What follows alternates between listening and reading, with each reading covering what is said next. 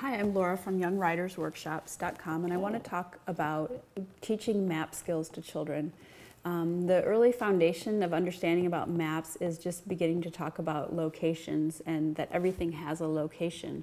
This is a really important idea for children to understand. They can begin to understand that things have a location and that location is relative to another location. You can also talk about maps. When you talk about an event in the world, you can show on the map where that place is, where that event is taking place. They can begin to have a concept of where things are in relation to other things. Then once kids have that basic understanding about location, you can begin to talk about ordinal directions and using words like east and south when you describe things. You can have arrows on your walls just showing east, west, north, south, so that kids start to practice doing that at the east side of the school building or the east side of the classroom. They can begin to understand those ideas when you bring them into their daily lives.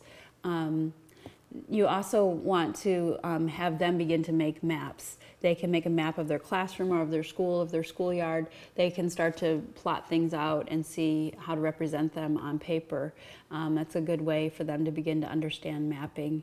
You can also have them do games by giving them a map and then having them plot things on the map.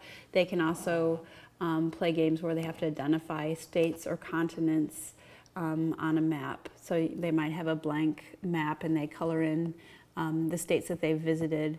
They have to be able to identify it and find it on the map and color it in. Puzzles and other objects that have maps on them are a good way for them to have more exposure. Assembling a puzzle of the United States or of the continent of Europe can really help them to build their understanding of the locations of things and to have practice using maps.